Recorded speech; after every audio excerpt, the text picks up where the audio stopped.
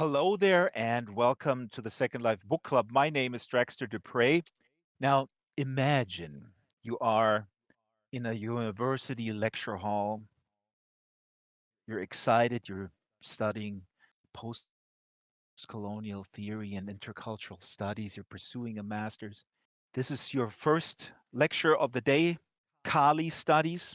You sit there, a beautiful woman, 40 years old, brown skinned, comes in. That's your professor, Professor Sarasvati. Shaila, take it away. The perfectly choreographed portal. Sarasvati turned toward the class, lifted her glasses from her eyes, held them before her furrowed brow while the chain dangled from them, and scrutinized the student ranks now before her. Okay, let's start. All whites out. Silence reigned as everyone wondered whether they'd heard right. Come on, let's go. We haven't got all day. Grab your stuff. You can come back next term. This seminar is for students of color only. It was as if tectonic plates were shifting. Mountains rose up where before there had been empty plains. The earth burst open and something broke off the continent known as Nivedita, drifting out into an ocean of possibilities.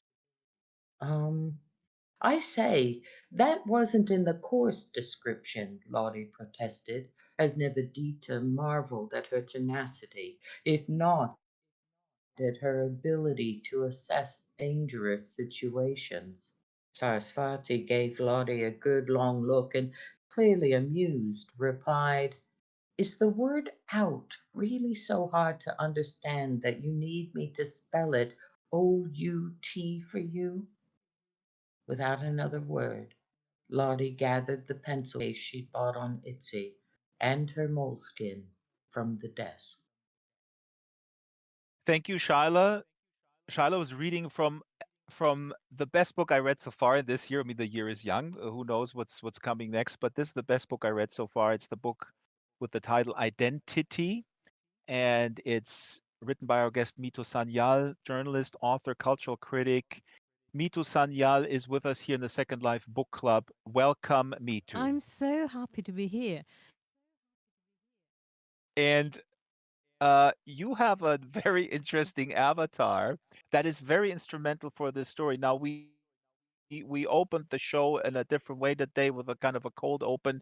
Here is a situation where a professor walks in and throws all white-skinned folks out, and Nivedita, the hero of your story or the main protagonist, the student, also has a relationship with Kali. That's the avatar that you have. Now, a few words about your A few avatar. words about that. Why did you choose Oh, it? first of all, And because what does it mean not to you? everybody knows what Carly looks like, so I thought I should look like Carly, and also I thought I'll do a bit of blue facing. I don't know whether this is legal, whether this is allowed, but I thought I I was going to start say, this is like that. cultural appropriation from these people from the James Cameron movie. What's the name? Avatar or something. No. Absolutely. And when Carly is on the cover of my book, so on the American edition and on the German edition. Oh, and even on the Hmm. English one, but it's a different picture of her. So when I'd written the book, when it was clear this is going to be the cover, I tweeted it, and the first reaction was, "Are you a Hindu? Are you allowed to use this cover?" And I just tweeted back, "Yes." And that was it. That was the end of the discussion. I didn't have to prove who I was. That was the first time in my life. And yeah, so Kali is an Indian goddess. Wait a She's minute. What does that mean? What does that mean? You have to prove who you are. I didn't have to Talk a prove little bit. in this instance, but my protagonist Nivedita always have to prove who Hmm. she is, who she Hmm. really is, and she can never do that properly. So my protagonist, so her dad comes from India, her mum is second generation Polish, and she's born in Germany. So people always keep asking her, "Where do you come from?" And when she says, well, when she says Germany, people are very disappointed and say, but where do you really come from?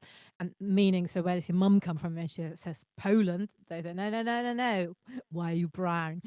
And then Hmm. she says, yeah. Then she says India, and then they keep asking. So can you speak Indian? There's no language called Indian. So there are loads and loads of languages in Hmm. India, spoken in India. So she says, yes, I speak English. They say, no, no, a real Indian language, so an exotic Indian language. And she doesn't. So she hasn't. There are loads of historical reasons why people don't learn the language of their parents when their parents aren't white. Um, and so she always And has she the also feeling she's can't less. cook, I guess, and Oh yeah, she she's can't not do very good at yoga either. temple dance, and she can't do Ayurveda and Kama Sutra and all of this. No, exactly, and she can't play sitar. Um, so yeah, she is and she should feel, oh, so you've got three cultures in you, so isn't that amazing? And she's got a feeling she hasn't got any, so she's less than that. And so this is a book about Nivedita, about being mixed race, growing up in Germany. But to be able to write a book like that, I needed a character like Saraswati. I needed a character like my protagonist who we've met in the scene, Shaila read. So the professor who's teaching post-colonial studies, and Nivedita goes to her seminar, and for the first time, she's completely right. So the white students are wrong, and she's right, which is the first time ever in her life. And so she absolutely falls in love with this seminar, with this professor, and she kind of um, she becomes a role model, and she kind of wants to be like Saraswati. And very much at the beginning of the book, at the end of the first chapter, we learn that Saraswati isn't Indian as she seems to be, as she claims to be. She isn't POC, Mhm. she isn't brown, she's actually a white German woman called Sarah Vera Thielmann, and she's just pretending. And so Nivedita's whole world She was crumbles. not born in Calcutta, she was born in Karlsruhe, Karlsruhe, yes. or ne or maybe a suburb of Karlsruhe, even worse, so she has even less Oh yeah, identity. and Karlsruhe is also very special. So I did a reading in Karlsruhe, and they said, all said, yeah, it had to be Karlsruhe, and it was kind of, yeah, because there's a, what's it called in English, a Verfassungsgericht, Bundesverfassungs. So you can, Ah, so there's, yeah, so constitutional there's law, the special uh, court there where you can go to. So it's a very German town in many levels. On many levels, it's obviously the opposite. Nothing is what it seems. uh, Ardun here in the local chat says, I just want to read this. Ardun says, if they ever asked your character Nivedita if she speaks, do you speak Sanskrit? Oh yeah, Um, brilliant! on the I love streets of that. Germany. That um, is that's the best one of it. Thank you. I Now, I should. mean, I was actually going to ask you to kind of set a little bit the scene, and you did that, and thank you. So we know the premise, and the premise is basically a premise of betrayal, if you will. This role model, this surrogate mother, the first person who kind of embodies everything that Nivedita, the student, wants to be and cares about, is taken away when it's revealed that Saraswati, her professor, is actually not Indian at all and from Karlsruhe. Before we go deeper into that, and actually maybe start with a little reading, because you have a reading from the beginning. The main character Nivedita also writes a blog, and the blog is called That's Identity, and it's a blog by mixed race Wonder Woman. Before we go to that, I want to throw up this slide, the screenshot that I prepared, because I think for our international audience, Little Brad asks, "Are there any dolls in the book?" Well, wait for a sec. That's a good question. Who are maybe we are all dolls? Who knows? But one of the things that is very important to me about this book is to understand for our international audience that people from India, or people who are perceived to be from India in Germany, have a higher standing than in other countries and cultural contexts. And I'm going to read from your book here. In Germany, being Indian was like drawing the Joker from the immigration deck. If the camera could zoom in on the overhead projector, if your imagination were twisted enough to be able to think of ID cards as playing cards whenever someone said Ausweis bitte. And Nivedita had never been discriminated against as an Indian, at least not nearly as much as Priti, that's her cousin, was in England. In Germany, it wasn't just the ex hippies and Siddhartha fans, it's a novel by Hermann Hesse, of all ages who got all teary eyed the moment they heard the word India. I'm going to skip here a little bit. Indians were super duper foreigners. They had a festival of colors so fabulous it might as well have been invented by Instagram. They pretty much held the copyright on spirituality. They embraced an earthy kind of poverty instead of penny pinching to buy into unfettered capitalism. They had a growing women's right movement protesting gang rape, and they had scrumptiously leavened airy bread before every meal. I mean, this is hilarious. Chapatis, yes. Before we get to your reading, quick question. Actually, now I wanted to ask this later, but to me, this book is very German. I mean, it's about a very universal, very hot topic, a zeitgeist topic in that is applicable to every country called identity politics, weaponizing of that, etc. But it's also very, very, very German. Were you surprised that this is so well received in English speaking countries in America? Um, I was surprised. Well, I went over to England. I went over to SOAS, the School of Oriental and African Studies at the University of London, and I thought, you know, all this. So because when I was growing up, I looked to Britain, to all the literature from Britain, so to kind of tell the stories that I didn't find in German literature, and they were my role models for my novels. So I thought, but you've read this 100 times, and I was really, really surprised that a lot of people reacted very emotionally to the book and said, "This is my life. This describes my Hmm. life."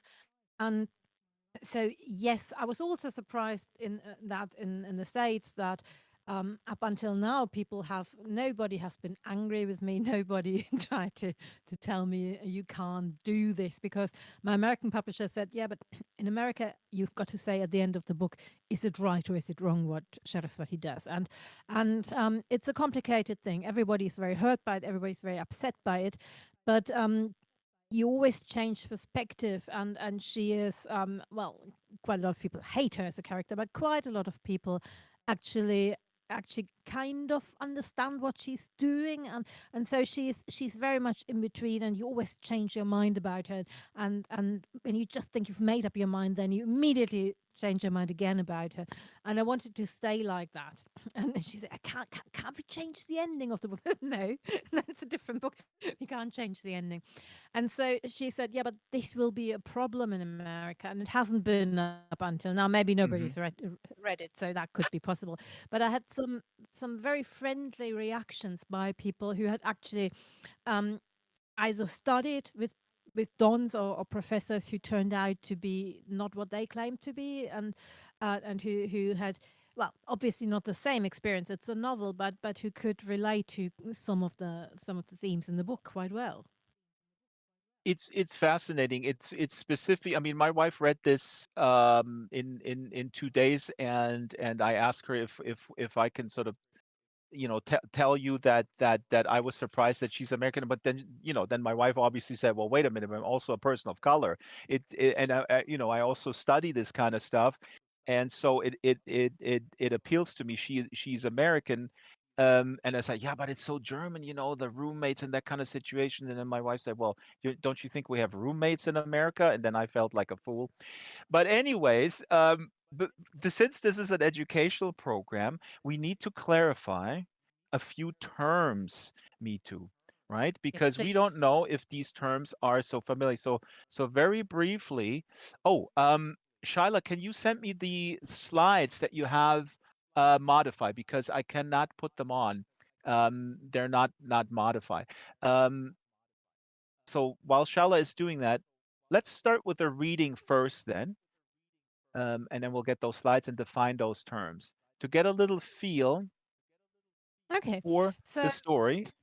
Yeah, this is from the blog of So Nivedita, this right? is Nivedita's blog. So she blogs under the name Identity, so which is a kind of portmanteau word of identity politics and tits and breasts. So she's writing about identity politics and sex. Um, And she blocks stuff like every time you think a racist thought God kills a kitten, but don't worry, it's not a German kitten and stuff like that. So that's what she's blogging about, and I'm going to read you the About Me page. So, what you got to know about the novel, so it's in two parts and a coda. And the first part is called Fake Blues, and all the chapters are called after blues songs. So, the first chapter in German is called um, The Devil and Me. No, me and the devil, and they turned it around, and the translator translated everything perfectly, but then somebody spell checked it and said this is not correct grammar and turned it Oh, around, which is really weird. So so in the next edition it will be me and the devil, which is a blues song that you probably all have heard. So this is Identity, about me. The last time I spoke to the devil, he was naked, visibly aroused, and female. So much for certain social certainties, right? If you can't even count on the devil being male, you might as well shed all forms of identity, like you would a worn out t shirt, which is precisely what I'd like to do if only I had one to slip into, let alone out of. An identity, not a t shirt, obviously. That's exactly what all this is about. Just like every other encounter with my devil, who's actually a Devi, an Indian goddess with too many arms, wearing a necklace made of her enemies' severed heads. Yes, I'm talking about Kali. Pfft, demons, a lot of them, she said, in the same dismissive tone my cousin Preeti would use to say, "Pfft, men, a lot of them." And then she shook her necklace until her slain foe's teeth chattered. And sure enough, Kali's demons' heads all looked suspiciously like men's heads. But she'd already moved on to other things. Let's have a squirting match. Whoever shoots fastest wins. I nodded at her hairy vulva because originally Kali is naked, so you put a sari on me, but actually I should be naked here, which is very well, important we'll for do that for the Kali as a figure. Patreon members. If you So pay I nodded extra, at her then hair. you'll get that. Absolutely. I'll do a striptease then. So I nodded at her hairy vulva, taking it back.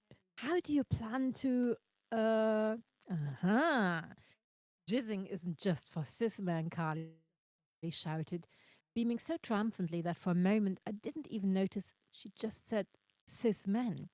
Uh, and why would it be? We had three genders eons before your god was even born. You're my goddess, I reminded her. I thought I was your devil. What's the difference? Race and sex. Whenever Carly and I talked, it was always about race and sex, meaning, for lack of a more accurate term or any term whatsoever that won't send us down a rabbit hole, it was about my relationship to Germany and India, my two neither mother nor fatherlands, and sex. This blog is mostly transcripts of our conversations. And if you read on, I'll eventually tell you why I'm always talking to a goddess. My name is Nivedita Anand. You can call me Identity. And I Thank thought you. it would be translated as identitits, but they translated it as identity. You can. I guess you can say that word in America too. A titty. Now we're getting blocked by YouTube. I don't care. No, I'm just kidding. But this is really important also to understand that. I guess it's not going to spoil anything when we say that the main protagonist Nivedita, aka Identity, actually speaks to Kali. So Kali appears to her, right? They have Well, Carly, conversations. absolutely, and in the course of the book, Carly becomes more and more active, and she she starts changing the action, Yep. and right at the end, all the other characters can see her too. So Carly is very important, and the book has been adapted to a drama, a stage play, and there Carly is the main protagonist, obviously. And Kali and somebody said just not to stay on this too long, but briefly, what's Kali's profile? This is again my sort of way to simplify and make things binary. Is she good or bad? oh, It's well, complicated, me too. That's why I wrote a 400-page no, book. No. No, absolutely. So I grew up really thinking of Kali as Kali Ma and mother, and because my dad comes from Bengal, so Kali is the most important goddess in Bengal, obviously, Hmm. and so I put her on the. I said I would like her on the cover, and actually my publisher put her on the cover, and people said, "Oh, but this is so shocking." So they were kind of, oh, why did you put such a brutal goddess on the cover? And I thought, Because you have dead bodies. I was also going to say you don't have a severed head now from one of your arms, but normally that's also Kali has like a bunch of heads dangling from her and stuff, right? yeah, and I couldn't see her. Well, she is fierce and feisty, but I couldn't see her. It was just like suddenly my whole view of her flipped, and and yeah, and the brilliant tongue, the long, lovely, bloody tongue, Yeah, Arduin and is mentioning the tongue. The tongue was part of this particular avatar. I just removed it because it would. We should put that back. Why did I remove it? Oh, yeah. I just and want peace, me too. I want people. I want to de-escalate. well, the thing is, I don't know you, but I don't know whether the others here there. No, Günter Grass, he's our Nobel Prize winning author in Germany, and he wrote a book about Kali, and he interpreted Kali's tongue as her being ashamed. Kali isn't ashamed of anything. What's it all about? And it's probably the tongue is probably a symbol for the vulva. So it's all about sex in a way, And and Flen's. recreation, Mhm. and yeah, and sure, it's also about deaths and the afterlife and devouring demons. It's about devouring demons, sure. If you're just tuning in, we're speaking with Mithu Sanyal, author of the fabulous novel satire Identity, about everything that there's a lot of stuff that is important today, but the topics that she tackles in her book in a very, very funny and very nuanced way are, I think, of global significance, and I would summarize it as the notion of uh, weaponizing identity, uh, while really kind of going backwards in many ways, when it comes to kind of demystifying and exploring where we are with identity, in order for Oh, us to come closer together. Yes, you're laughing. Is that was a brilliant. No. There was a brilliant question I just read about the word Ah, thug. stranger, So, yeah. He says, does the word thug, in fact, come from the fact that some of Kali's worshippers were so violent and bloodthirsty? so yeah, the word thug comes from the Kali priests, and it was Oh, yeah, and it was actually weaponized. Thuggies were the Kali priests, so and they it was weaponized by the British, and the British. That was actually the next bit I wanted to read. I'm not going to read that. We're just going to talk. I'm not very good at reading because I've written the book to another different rhythm. So my rhythm in the German is a different rhythm from the brilliant translation. your reading is fantastic. We'll table that. We'll see later. We'll read that. No. Your reading is But is but but wonderful. but let me finish this. So the British said, oh yeah, so the thugs, so the Kali priests, they are doing human sacrifice, and so first of all, they were very well, enamored is the wrong, but they were in awe of Kali, but the awe was mixed in with some kind of sexual longing. So at the beginning, it was really kind of fascinated by her. But also they said, oh, those poor Indian women, and they are forced to have sex, like Kali has. So not in the missionary position. So they can be on top and they can have sex with more than one man. So we got to, it's white man's burden to civilize. So we've got to go to India to help these poor women having these awful sexual practices. But then after so there was petition, not just after independence. There was a petition in 1905 of Bengal. There was one of the moves there because of the anti-colonial sentiment there. And after partition, all the anti-colonials came together under the banner of Kali. And then the stories that were transported back to the motherland, so back to Europe, back to England, changed a lot. And then they started saying, "Oh, the thugs, they are doing all these human sacrifices there," Hmm. and and they are so it's the goddess of blood and death and everything that's awful. And that's why we got in 80 days around the world, where the woman that the main protagonist is going to marry, she the Kali priests want to kill her and sacrifice her, or in Help by the Beatles, in the film by the Beatles. So Hmm. all the Beatles are running away from the Kali priests who want to kill them, or in Indiana Jones. So it's always the same story. So we keep hearing the story again and again and again in our popular culture, but it's obviously a myth. So Swami Vivekananda, who is a Kali priest, obviously, and very, very important for the nationalist movement, um, and did a lot of the work there. He was one of the people who was kind of vilified by that word. So now we say, now that's what Donald Trump says all the time. So everybody he doesn't like, they're all thugs. Ah, it's you're blowing our mind, me too, with this knowledge, and I'm smoking because of the white man's burden or the white guilt to dampen my anxiety over it. Later, I will ask you if you could diagnose me as either being a self-hating German or not, because I refuse the Deutschlandkarte at Edeka, but that's another matter. Very quickly, briefly, a couple of terms here. And I was really amazed because as I was promoting within our group, saying like, we're going to talk about identity politics. A lot of people in the group chat say, "Oh, identity politics. I really don't know what that actually means." So can you? I know this is vast, but can you Oh, yeah, briefly sure. just, yeah. No problem.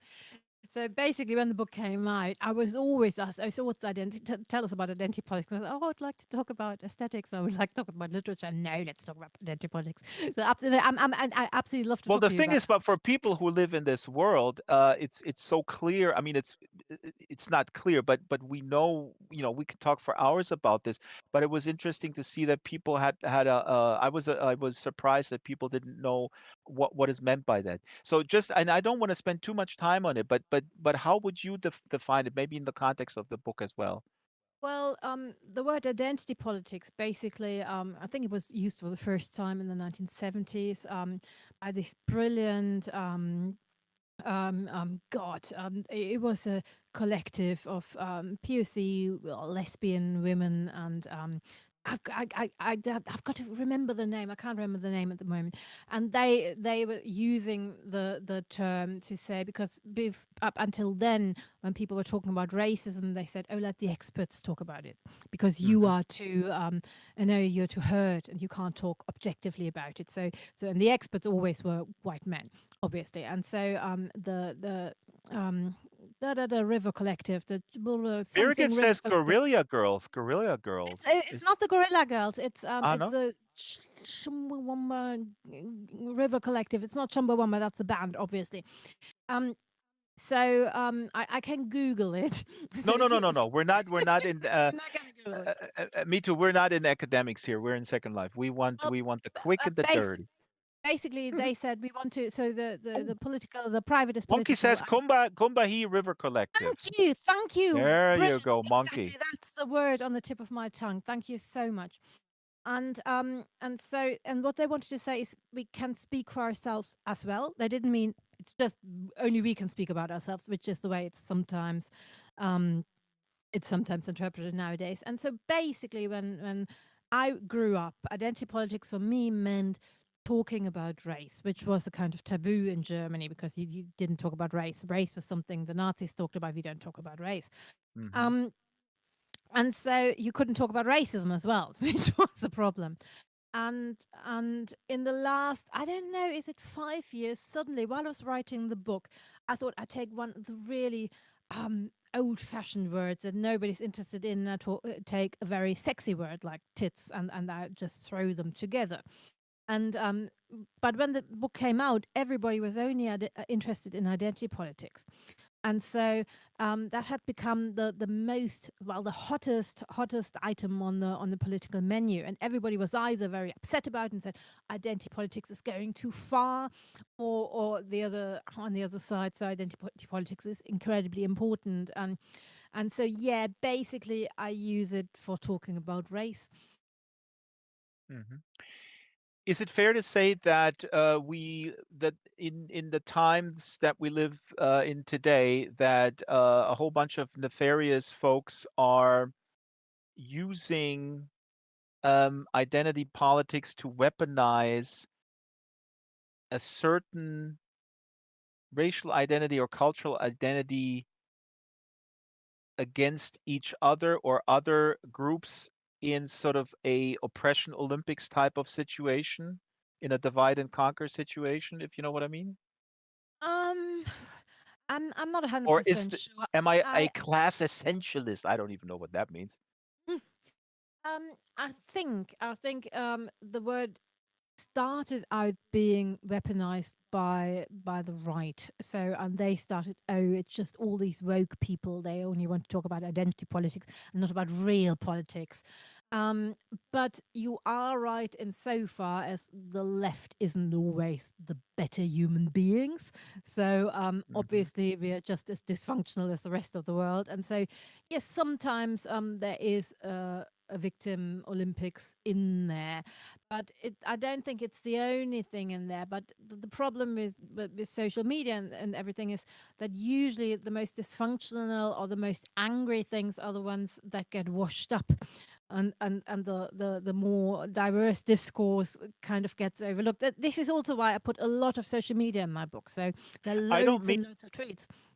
exactly, and I have some couple great quotes, and I don't want to be misunderstood. I didn't mean you're making a great point, me too, because the left, where I feel part of, broadly speaking, shoots itself in the foot sometimes when they also go into a certain pedantry, and the way I see it, and I don't want to get too granular on this.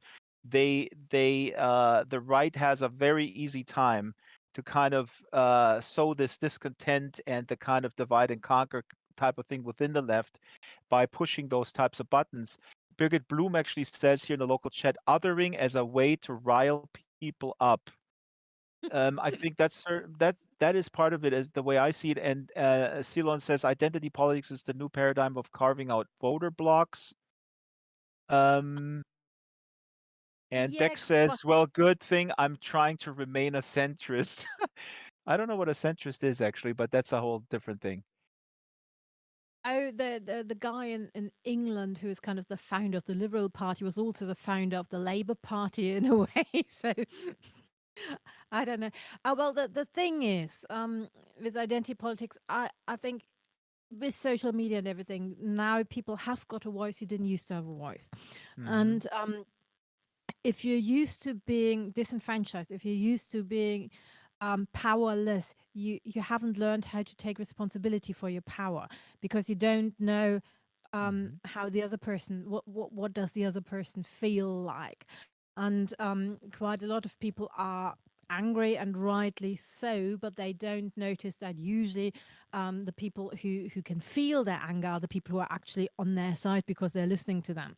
And some things are, well, some things are difficult, but I was talking to that to Naika Furutan. She's a sociologist the other day, and she said that's actually a good thing because systems only change if you shake them. So you've got to create a real Hmm. disturbance, and then they can rearrange. Now we think, oh no, we've got to understand each other and be incredibly nice to each other. And when we explain everything, everybody wants to understand.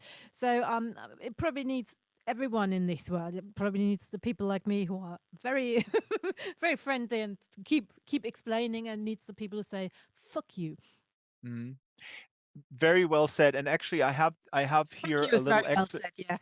No, no, no. Everything, everything. And again, I mean, the book is very funny, but also really, really profound in its exploration of the betrayal, the hurt, and the way and how social media also plays a role of heightening that outrage and not really stopping. And as we said earlier, Saraswati, the professor who gets found out that she's actually white and not Indian, um, there is so incredibly deep conversations with her and the students who feel betrayed. Not only the main character Nivedita, but also another student Oluchi who's of darker complexion, and those kind of nuances within the spectrum of people of color.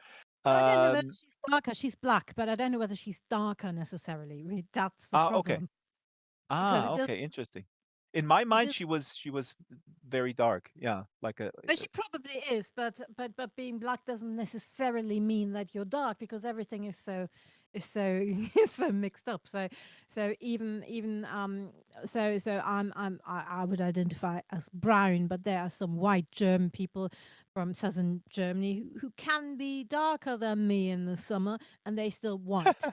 And so it's really really true. and also when you were talking about let's talk about words here. So let's talk about what's it all mean. So we say POC, which is people of color, but quite a lot of people who are people of color in Germany, so people like the sons and daughters of Gastarbeiters, um, Hmm.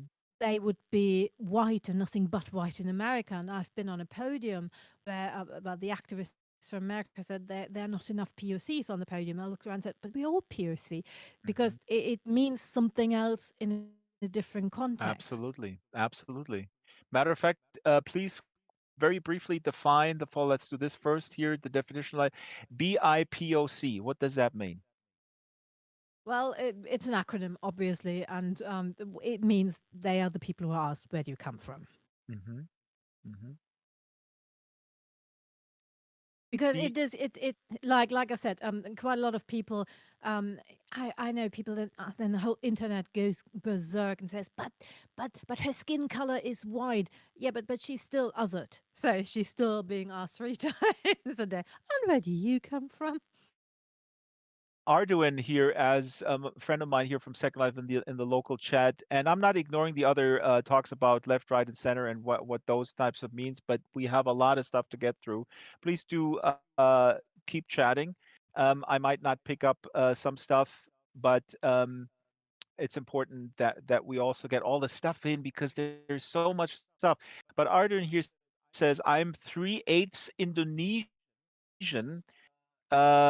Arden lives in the Netherlands, or do you live in Belgium? I forgot. Arden says, I'm 3/8 Indonesian. That confuses a lot of people who try to guess where you're from, where I'm from. Absolutely. Yeah, I would Yeah. have thought Netherlands because of the colonial history of the Netherlands, which is also a fucking presumption because it could be. Yeah, they have Schwarze Piet and all sorts of cool things over there. Oh boy. So There by was POC, yeah, somebody go ahead. translated by POC like Black Indigenous and people of color, and that's the problem in Germany. So who are the Indigenous Germans? Mm-hmm. Mm-hmm. And we still use Yeah, the term. We import all these terms. So we say by POC, and that is interesting because we haven't got our own language for it in mm-hmm. Germany because we didn't speak about it for a long, long time. So does it make sense to import these from the Anglo sphere, you think, until we come up with something Well, that is more German or well, we're doing it, which is the thing. So we are doing it. So I don't think I could change it now. So I use the word brown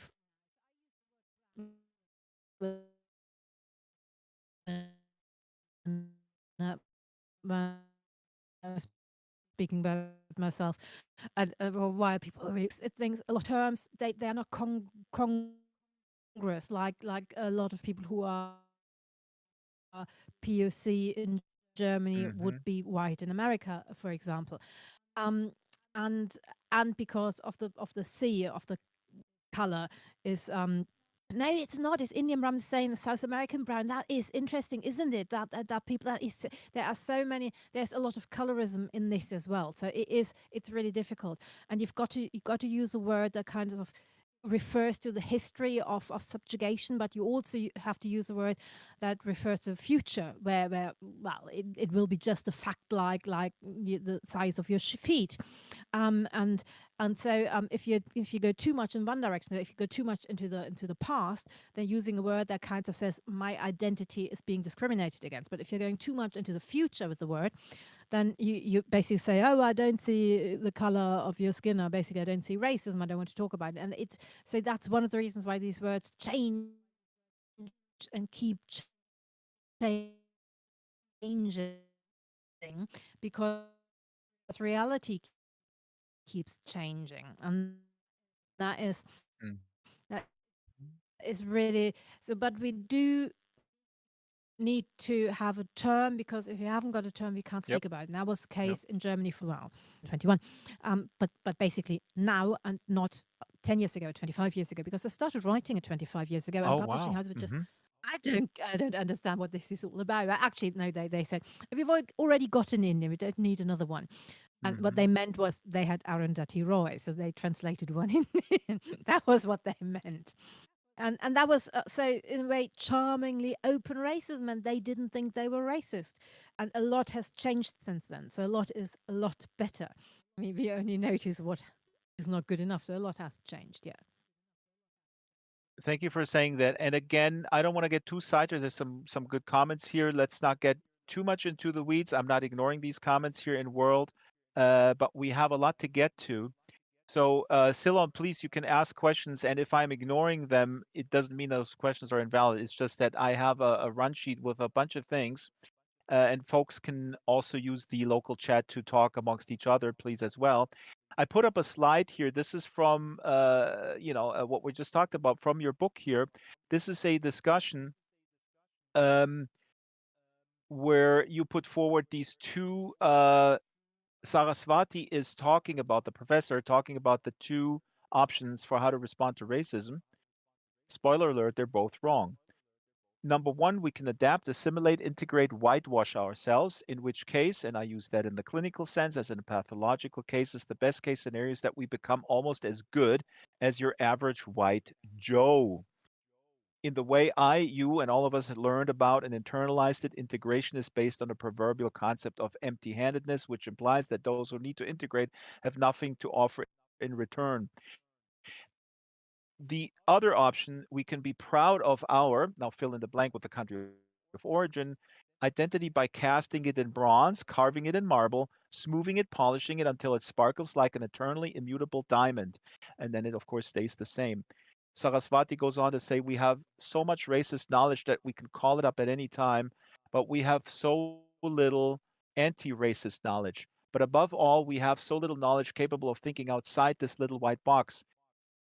And here comes the German context. In Germany, people perpetually act as if all bi-POCs have the same ancestry, as if we all come from the same country, some place called foreign land. Germanistan versus who knows where Stan. So this is from your book Identity. Now I forgot if this is actually Saraswati saying this or Nivedita, but I anyway, the think it's point from stands. Nivedita's blog, but she's learned It's from all her her blog, knowledge from yeah. Saraswati, so that is a fair point. Um, Yeah, and that's the thing, because I wanted to write a book about this post-migrational identity, about these people, so about being mixed, and being able to live that without kind of trying to stay incredibly authentic, meaning never ever changing. So like Nivedita's got a father who tells her, "Oh, you're so westernized," and she's got all her friends, Hmm. "Oh, you're so exotic," and so she feels like she is invisible. And I wanted to write about this syncretic. Well, basically, most people are mixed, really. So I think it's 25% in Germany at the moment. In a very short time, we will be 50%. So we're really not special.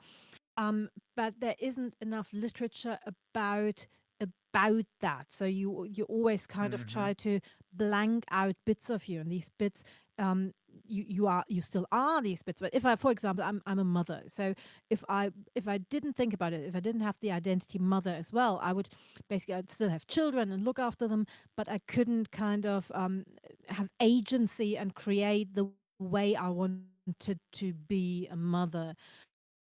Um, in a self-determined way, and that's the same with race and being mixed in this case.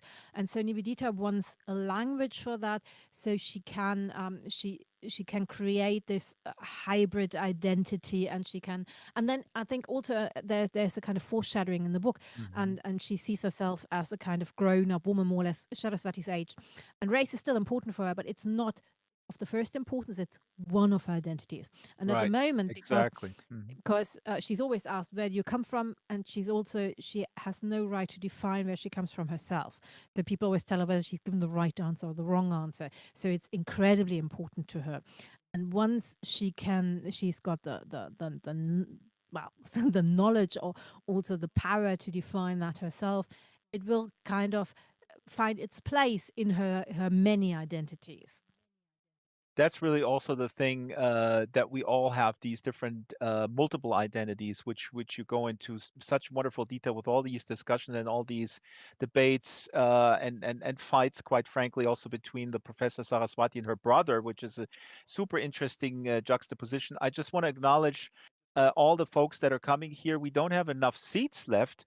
So many people. Thank you for coming out and keep putting your comments into the local chat. Again, I will pick it up uh, as we go along, and we have a lot of new faces, which is wonderful. Now, going back to Saraswati, the professor who gets found out that she is not Indian, she's white.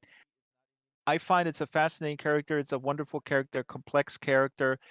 I can relate to her.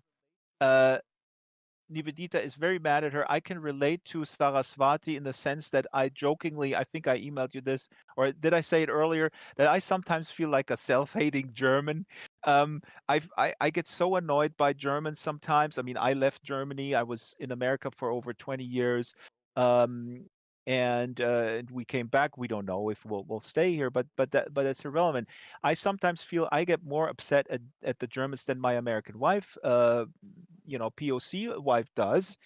Um, what I want you to diagnose me too. I mean, you don't know me, but actually no. Talk about Saraswati, the aspect of why do you think she has done it, or do you understand the notion, or have you encountered Germans who so sort of despise is a strong word, the culture, what it stands for, that they want to flee this Well, for a any means long, long possible. Maybe a time. white person with dreadlocks later, if that's cultural appropriation. I need your advice, but go ahead. First question first. First of all, when I grew up, not wanting to be German was the most German thing. So everybody hated being Yep. German. So since the reunification of Germany, this is slightly changed, but mainly, yeah, most people hate being German and they're very apologetic. Sorry, I'm German, but I'm actually quite nice. Um, I don't know. There's the identitarian movement. They love to be German and lederhosen and stuff yeah, like I that. don't know them, so they're not my friends. Not they're not in your Not circles. in Oh, my, okay. come on, not in my bubble.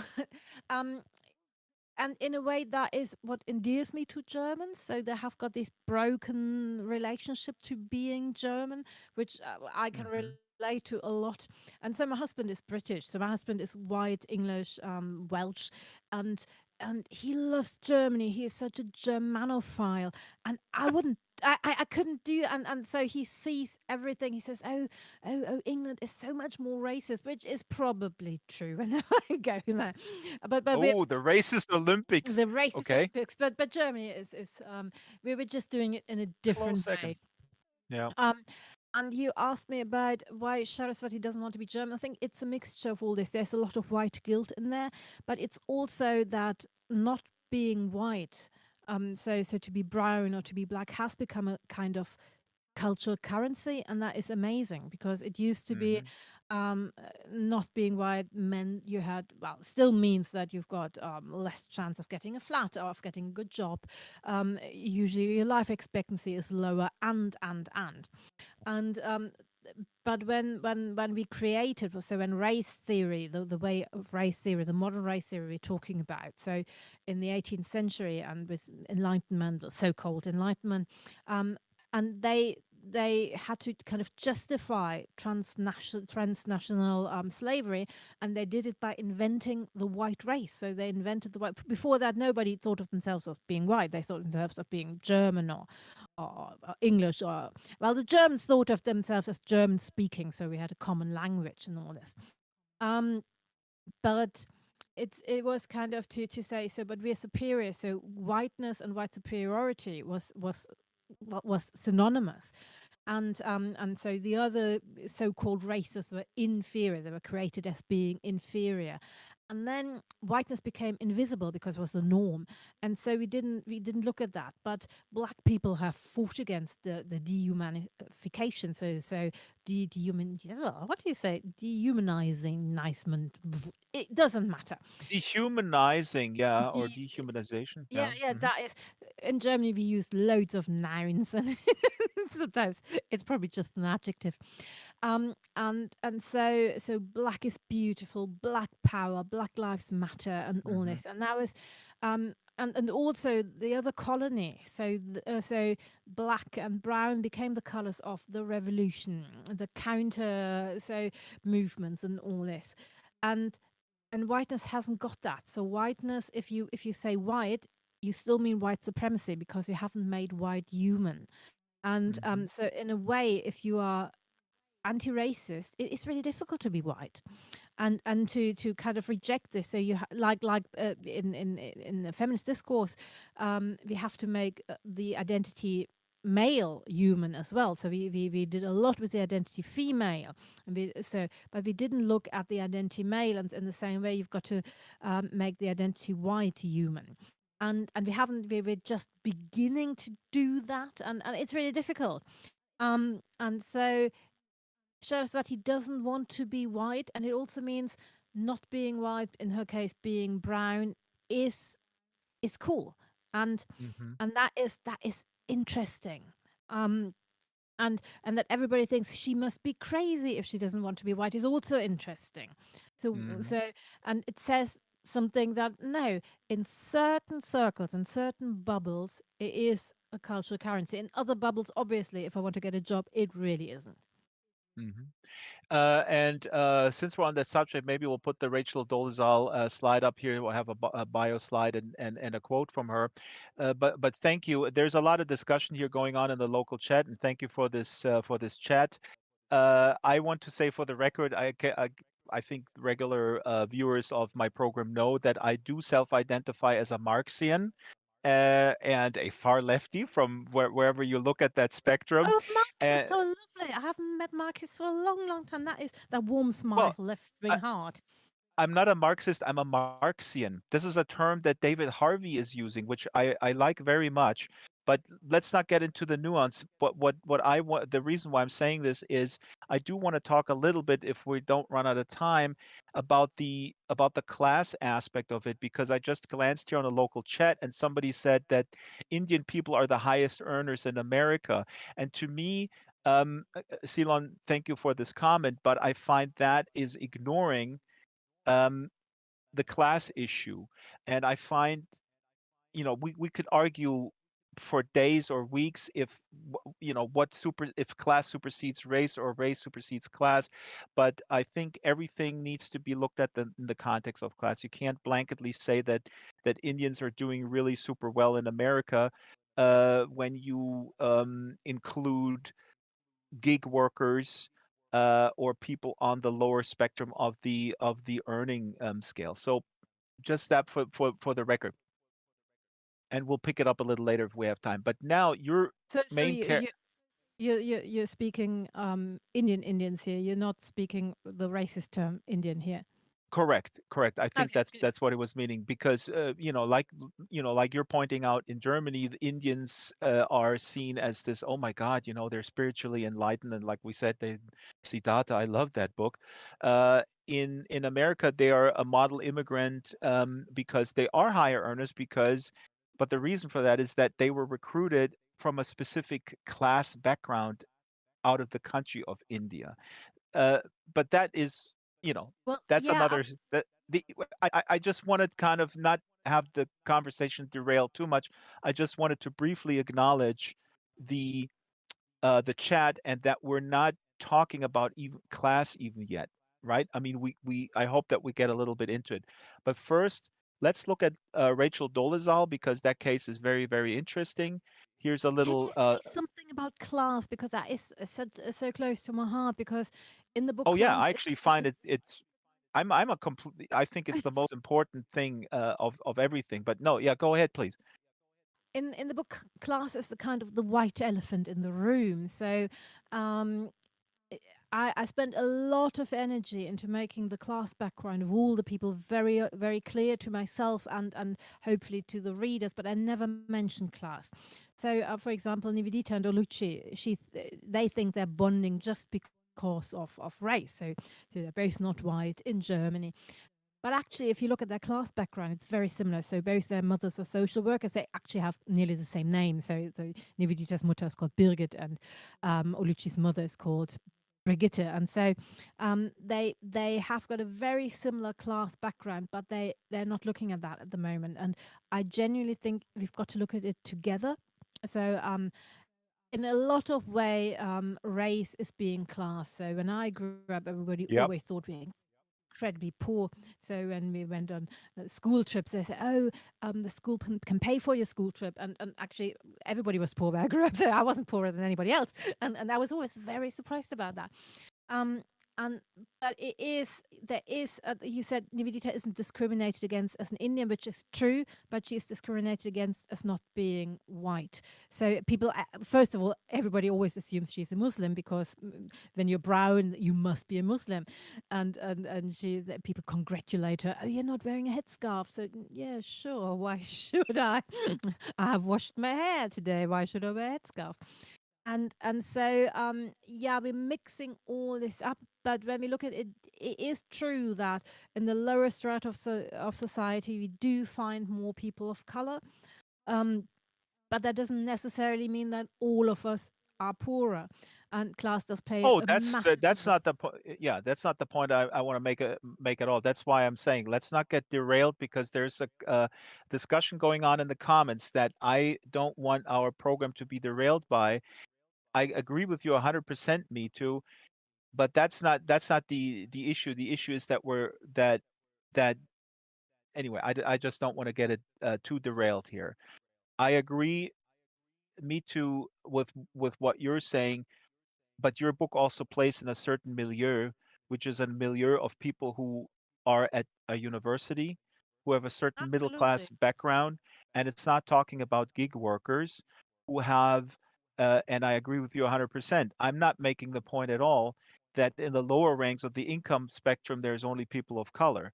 That's why it's so important to have sort of a class solidarity there. But let's move to a different subject, or let's clarify who Rachel Dolezal is, because that's the person, one of the persons that your composite of Saraswati Yeah, uh, she was the is made up reason. from. Yeah. Well, she wasn't the reason why I wrote this book, obviously. So I was writing about being mixed race in Germany. It was kind of turning in circles because you can't define identity. That's impossible. And Hmm. then the Rachel Dolezal case kind of blew up on social media in 2015, and I read about it, and it was kind of amazing. So Rachel Dolezal was a black activist and university don, and then she was debunked as being white, and everybody went apeshit. So haywire. Everything went haywire, and Hmm. the questions she was asked were very much the same question that I was asked, have been asked my whole life. So, who are you? Who are you really? Can you prove that you are who you are? And I did understand the people who were incredibly shocked by what she'd done. I didn't understand her as such, but I did understand her pain because I Hmm. recognized a lot of my pain in her, and that was real.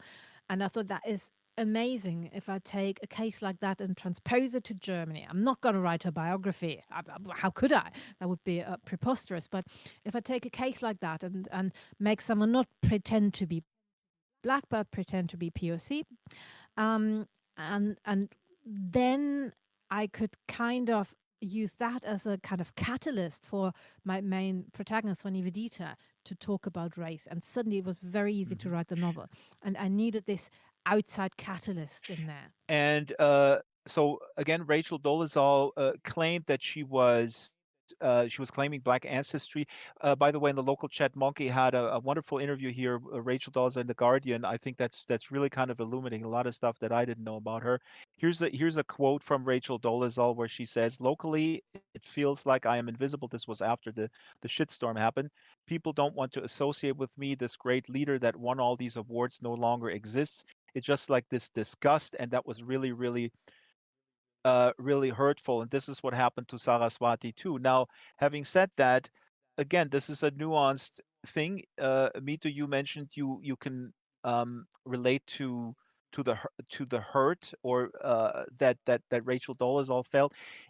In what way does your character Saraswati? In what way was she hurt? Oh God, this is difficult. Where do I start? We have First 30 of all, there's seconds.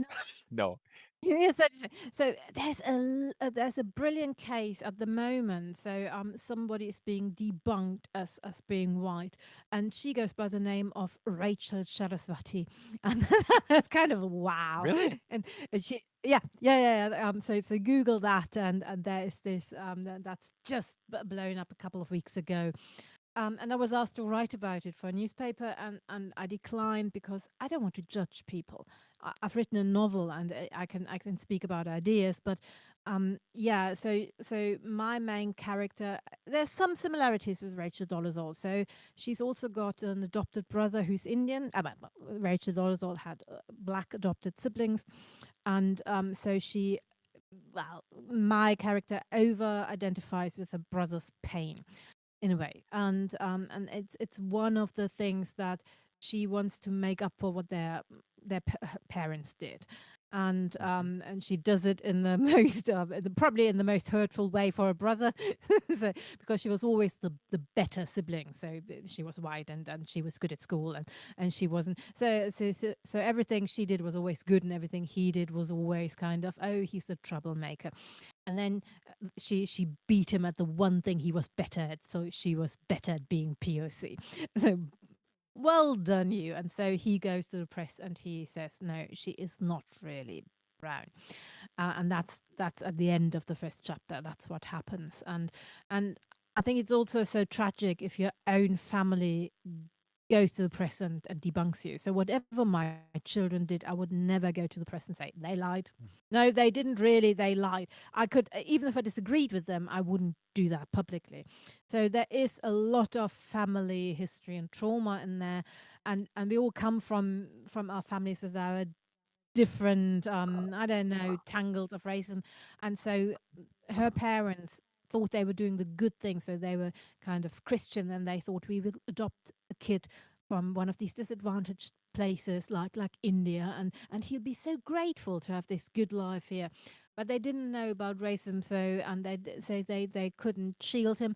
And it's also now quite a lot of these adoptions.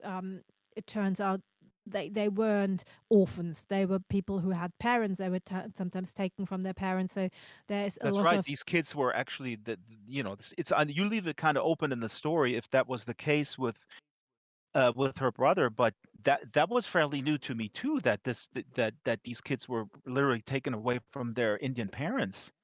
well, there have been quite a lot of scandals lately, and it's really difficult to find out because quite a lot of the documentation has been destroyed, or even if they find their so-called birth parents, they can sometimes not be certain that they really are their birth parents, and it is really difficult. So yeah, you can, so a lot, there's nobody's clean in this, so, and the genuinely her parents tried to do the good thing, and it turned out to be really, really awful.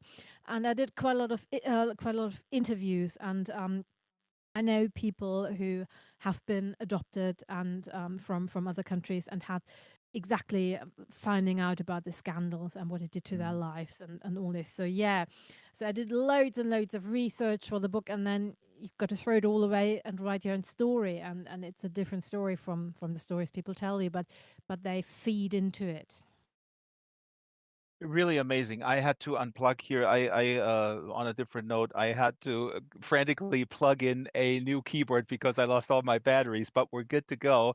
Thank you, Me Too, for enlightening us while I was frantically plugging in a new keyboard. Oh my God, technology. Oh, I I've got think another technology. tidbit of interesting information, and also India is at the moment the world leader in surrogacy. So quite a lot Mhm. of, especially Europeans who want to have babies and can't have babies, hire Indian women to have babies for them.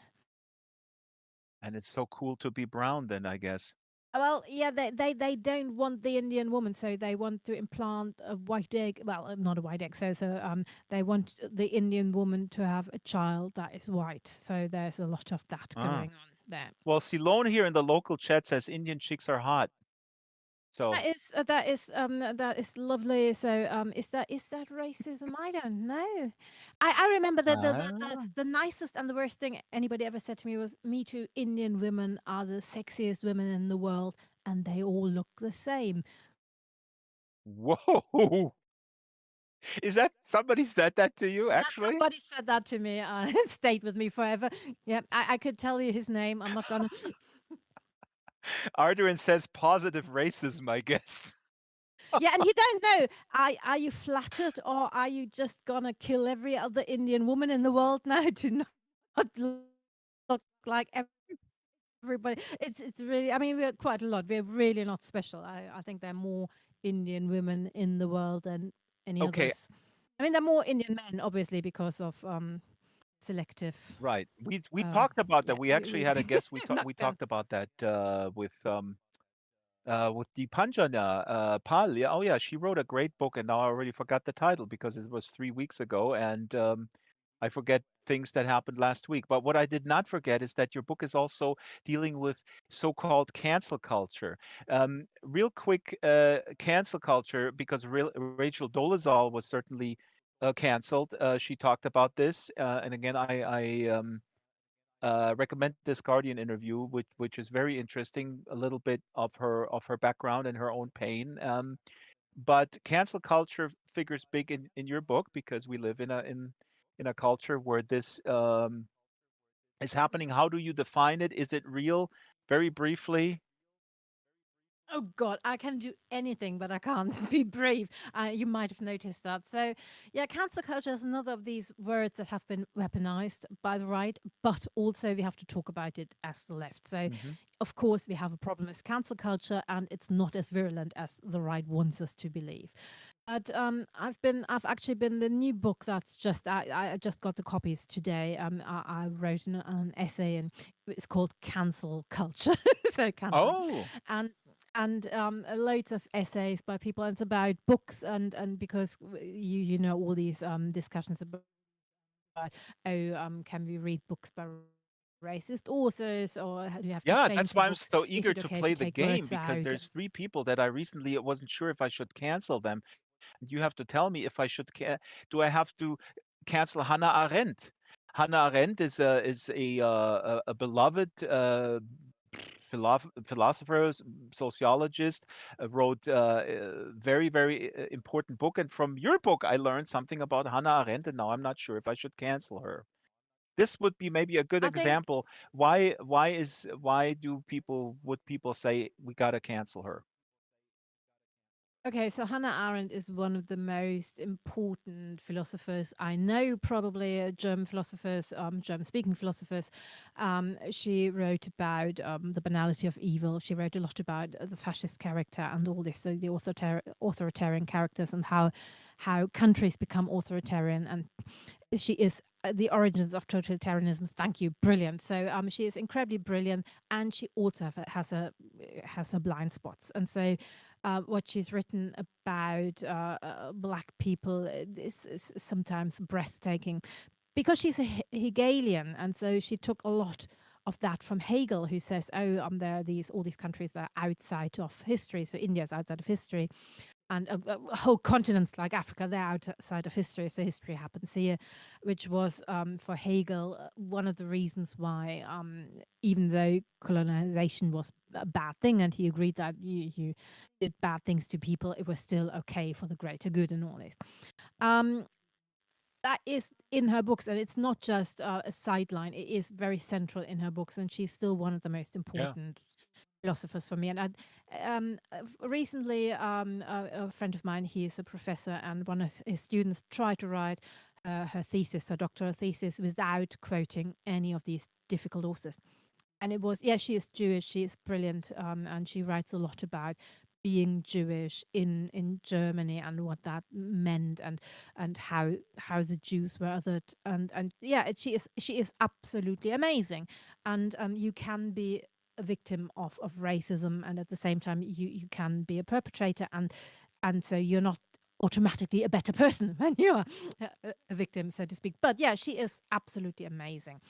Um, and didn't she write "We Immigrants" or "We Jews" and "We Refugees"? That's one of her brilliant. It's a very short piece. Everybody should read this. How people are made into refugees, and the way we look at them, and we change, and we can't see their humanity any longer. It's she is absolutely amazing. What do I want to say? So that woman, that student, tried to write her doctoral thesis without quoting any of these difficult theorists, and it wasn't possible. And if you look at books, um, you will find no book is really completely free of it. Some are more, some are less. And we've got to deal with it. And I want to talk about Mhm. racism in Hannah Arendt because I'm so open, and then there are things, and because I'm so open, I kind of think, oh, everything you say is brilliant. So maybe I just got to understand you right. No, I actually disagree. Um, Mhm. But and the takeaway really is, sorry, I don't want to cut you off, but yeah, you please do. cut me off. I I- keep what speaking. is really important here is also, this is your book about as well, that there are no we are all complex uh, people, and again, I mean, what Hannah Arendt, I'm looking for the quote. I didn't have this prepared, but she said, she said pretty bad things about Africans, and she said something. She wrote a letter where she said, "Oh, these people look terribly Arabic or something." I'm gonna look it up. But the thing is that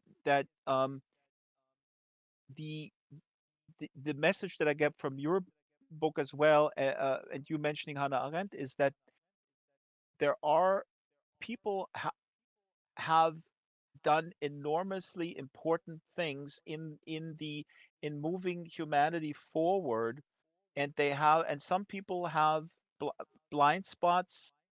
But but where do we distinguish how big are the blind spots? Because I do have to bring up, not to compare somebody as brilliant as Hannah Arendt with J.K. Rowling, but I gave away my J.K. Rowling Harry Potter books. I put them in the free library because I found that J.K. Rowling, uh, what she said, the transphobic stuff that she said and keeps saying, is very damaging. And I don't want to walk across my bookshelf and have those books in there and get reminded of the person that she has become, or some people say that she always was. Right. So in the essence, I can, quote unquote, canceled her in the sense that I just weeded out my shelf. Um, but I kept my Hannah Arendt books in there. So what's the difference here? I don't think it's canceling. That's just a consumer's decision that you made there. It's canceling when you Exactly. say That's why nobody else is exactly allowed to read her. I think we should precisely.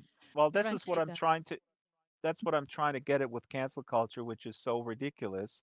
But Uh, yeah. like I said, I think well, the next generation, they will look at us and say, but they at the meat of other living creatures. So we will do things that they find incredibly shocking, and I hope that the next Oh yeah. generation will look at my books in a mild and loving way too, and like Nivedita. So because she loves Hannah Arendt so much, she can see her mistakes and not agree with her and keep on loving her. And also, Mhm. Hannah Arendt evolved. I mean, Hannah Arendt, by reading James Baldwin, and she wrote him an open letter and said, "Oh, I've understood so much about the N-word question." It was called the N-word question then, and so no, she and obviously that wasn't her field of expertise. She just kind of um, took something for granted that was wrong, plainly speaking. Mhm. Um, and I want people to keep learning. The problem also with J.K. Rowling is I think she's a very traumatized person, not by trans people, but she's a very traumatized person by men, and she mixes trans people up with men in a way. And I notice my main problem is with J.K. Rowling is that she actually doesn't like men. She thinks all men are rapists, and I kept reading her crime novels, and the first one I Mhm. really liked a lot. And at the end, I thought, I can't deal with that. All men just are brutal rapists, apart from her hero, Mhm. who is so. But that made it so difficult for me to because she isn't open, and that's a lot. Right. I know quite a lot of trans people who say, I need to find out how you think about J.K. Rowling before we can keep speaking, and I absolutely understand. I understand the problem with that. I also think she doesn't understand because she's so traumatized that what people are saying, what people when people are complaining, she can't get that. And the way it is playing out on the internet, because the internet is not a Yep. good way of having discussions. Well, that's why I'm Um, so fascinated because I don't understand why she doesn't have an advisor to say, "Look, I understand where you're coming from. Exactly. Thank you, Mitu, for saying that. But you should be her advisor. You said, let's shut this internet thing down. Let's talk about these things because if Hannah Arendt were, tweeting these things instead of writing letters back from when she did the Eichmann covered the Eichmann trial, oh, it would have Hannah Arendt been had a the same shitstorm. shitstorm. No, Anna Arendt had a massive What? shitstorm after the Eichmann. Oh, I didn't even know. Okay. Yeah, and it was yeah, and the German media went absolutely haywire. No, because she didn't say he is. Well, she said she wrote about the banality of evil. He didn't say he is evil in a kind of hero. I want to be evil to other people. She said no, that is the worst thing about it. It's just he's just doing his job evil, and he isn't even recognizing it, and people couldn't deal with that. Oh, So yeah. No, no. Yeah, yeah. No, I'm aware of that. Yeah, yeah. No, no, no. That's great that you're laying this out. Sorry to and interrupt. Yeah, so yeah. no and yeah, and she was for a long time it was really difficult for her to come to Germany because Yep. people protested against her being here. No, that was yeah, she absolutely got a shitstorm. There's a shitstorm before Twitter. Um, well, um, the other I'm jumping around here because we only have 15 minutes left. Oh my God, we could talk really literally for Yeah, it's hours. lovely to Uh, talk to you. Monkey is putting here wonderful links in the local chat. Also here the I'm so letter, grateful, they're amazing. open letter to James Baldwin here, and some Oh, I would members like of to the yeah. react to the one about people being cancelled and losing their jobs, because I did a lot of research into shitstorms and what happens, and because Hmm. there's a shitstorm against my professor, and some people don't survive, and they've got to talk about that. I mean, some Hmm. people take their own lives, and that is it is awful. And I Hmm. absolutely don't agree with people losing their jobs. I also don't think you learn anything from being fired from your job. That's the other thing. But the good news is that usually if you have a shitstorm, you get more attention. So I had quite a few shitstorms, and one was the worst one was the first one. So and afterwards, more people bought my books because everybody had read my name on the internet. So that is so in a way, because attention is such a currency in our times. Most of the people who lost their jobs got a better job afterwards or got their old job back. There's this woman who was flying to South Africa and who tweeted, I hope I won't get Hmm. AIDS. Just Yep. joking, I'm white. And that was the first so called shitstorm, and where people were, has Justine landed yet? So that was the hashtag. There's a And great book, a novel about this too. yeah, Go and ahead. she lost her job, but she got her job back. So a Uh, year or two later, she got her same job back.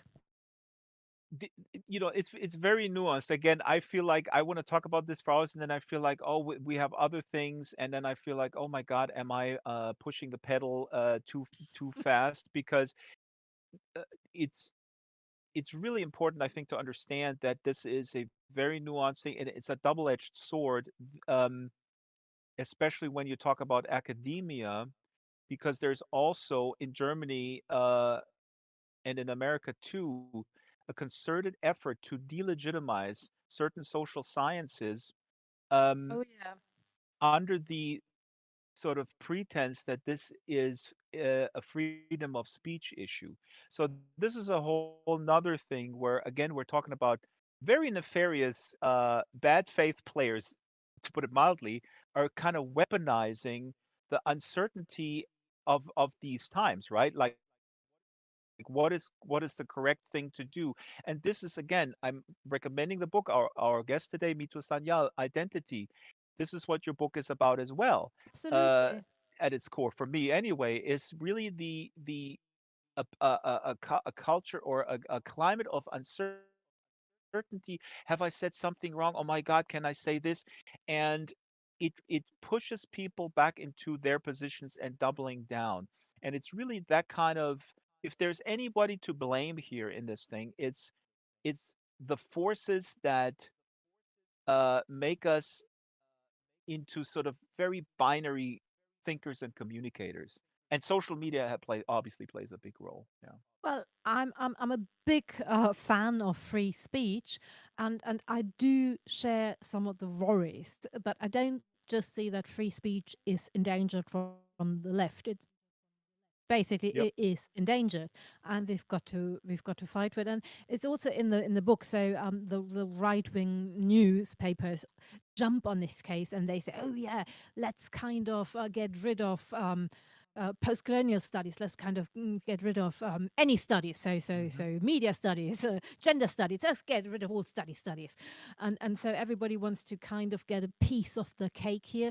And it is interesting that the people who are talking about free speech the loudest are usually the ones who try to take free speech away from others. And I mean that also in my own bubble. So I noticed, especially in the last 3 years or so, how difficult it was. There are certain things where you had to be of a certain opinion, and um, and I think it is important for democracy to be able to live with people who see things differently without wanting to eradicate them. You can Hmm. say, I absolutely disagree with you. I find it awful, but you're still a human being, and I still, yeah, Yeah, but also, yep, I will keep talking to you. yep. Uh, Here, because you're mentioning, this is a really hilarious part of the book. AfD ist die Alternative für Deutschland. It's a right wing party here in Deutschland, in Germany, and the sort of this hashtag activism here that you have in your book is hilarious. I'm gonna just read this. Here's from the slide. AfD Legion, AfD Verband. Do-gooder lady encourages all to paint ourselves brown so as not to upset the immigrants. So this is the shitstorm that starts after Saraswati's found out, obviously. Um, Again, do-gooder lady encourages all to paint ourselves brown so not to upset the immigrants. What PCBS comes next? Hashtag ban post-colonial studies. Hashtag ban fake studies. So they jump on this bandwagon right away. And Well, this is actually more or less a quote. So okay. the AFD wrote loads of tweets after I did something, and so they said about me: "Do-gooder lady says to all Germans that they should be raped by immigrants." They didn't say immigrants; they used a different word for that, and that would be a great experience. I never said anything like that. So yeah. So they twist things around so they mean something completely different. Yeah, sure. Why would I say such bullshit? The handles are also hilarious. Here is a user Prada Lot, and her Twitter handle is Habibitus. Well, My she's wife real. loved. That's all right. Well, they are real. Oh, It's a really? real. Yeah, yeah. No, I asked loads of people to donate tweets, and Habibitus is a real Twitterati, and they tweet a lot about all these issues. And yeah, that's a donated tweet. I should have read you afterward because I That's Hengame Yagbifara. She is also an author. Who wrote Ministry of Dreams, a novel that came out more or less at the same time as my novel. oh, we have to put that link in here. She says, because I'm sometimes overcome by my own self-hatred or maybe just the burning desire to see the world on fire. Today I watched some videos of Saraswati and all I saw was a white cosplaying as a POC. Um, Yeah, so loads of the tweets are actual donations, and I thought that's a brilliant idea. I don't have to write them myself; they that write is them for brilliant. me. That And is yeah, it's brilliant. And so Well, every except for tweet the took me AfD, hours. except for the real Then, oh, crazy obviously, yeah, right yeah. wingers, you just took That, what they posted no, anyway. it's a mix of fiction and non-fiction, but because on the one level, the whole story is so fantastic. So I wanted people to have a big dose of reality in there as well. So all the places are real places, and all the books that people read in the book are real books, apart from Saraswati's books, and quite a lot of the Twitterati, and quite a lot of the so Jordan Peterson does a podium with Saraswati. They do a talk at the Hay Festival, and so everything that Jordan Peterson says said is something he actually said in interviews or on podium. So Yeah. I spent hours and hours and hours watching Jordan Peterson because I didn't want to I put anything in his feel mouth I and then feel people say, extreme. the I can stupid guy. oh my God, thank you for your service. And I want to say this, and I don't want to further talk about it, but for the record, I think the fact that you took Jordan Peterson and put his cameo in the book is brilliant. It's it's absolutely he fills the perfect role.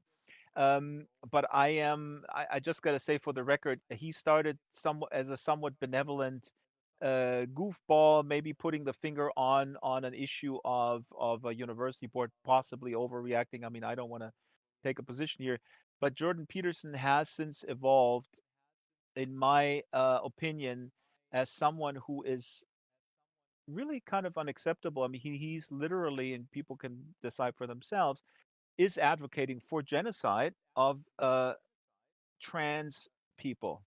There are Has he? I haven't. I must have missed that. Sorry, I didn't. I I'll send you a didn't. few videos. I mean, Jordan Peterson Please do. has Please do. been is a very interesting example of someone who has been radicalized by the amount of money that he can make on YouTube and with monetizing that kind of outrage. It's really interesting. I mean, is my only explanation, but I also think that people are radicalized by the kind of backlash they get. So people are so upset about them, and the only people he's who are making open to them are the 20,000, right. 30, 50,000 per month just from YouTube videos alone. And if you watch Oh, absolutely, he is a star now. yeah.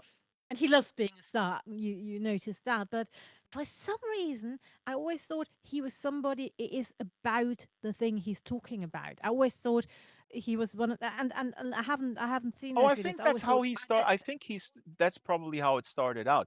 But if you say that trans people are not real people and they should just go away and they're not you. I mean, this is fascist rhetoric. Quite frankly, I encourage folks to check out the latest, where he breaks oh, he down in also tears. doesn't like Kali.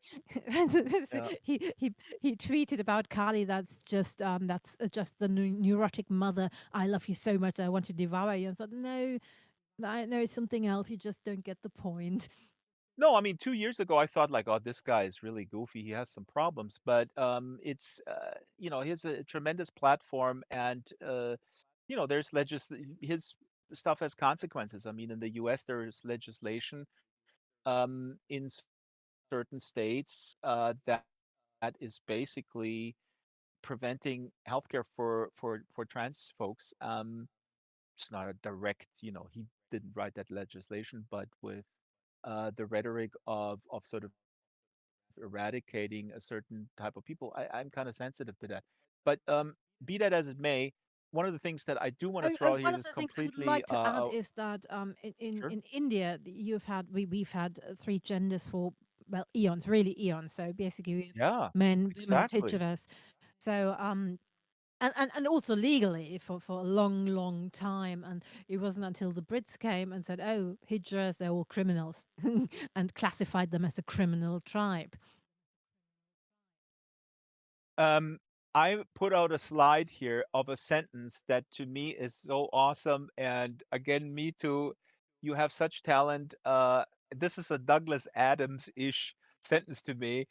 You write, in any other situation, Nivedita would have run out and asked her what she was doing there. But then again, the very nature of the current situation was that it decidedly was not any other situation. This is also the translation is really good, I think. Translation I mean, is amazing. Alta Price yeah, is I mean, in some levels, her translation is cooler than my original. On I, some levels, the original. So it's basically you get if you get both, you've got two brilliant books. So one is better on this, and one is better on this. No, yeah. the last book. So my nonfiction, I wrote a nonfiction book about rape. So a cultural history of rape, This and is what we wanted to get to as well. As you're talking about it, the camera can zoom in on the title here, and we're out of time, but we're going to go over time a little bit if that's okay with the guest. absolutely. Yeah. Oh, it's a guess. Sorry. Yeah, I Well, like you are hearing the guest. my own voice. um, no, the cultural history of rape I translated myself because I got well, they showed me. chapter that was translated, and I really didn't like it because they didn't get the tone of my voice, because it was about not reproducing the trauma of rape in the way I'm talking about. So not making fun of victims, obviously, but still saying, let's look at this weird phenomenon together. Why do human beings do that? And that I took a long time getting the right tone for that book, and then it was kind of written in a very pious tone. Oh yeah, it's awful, isn't it?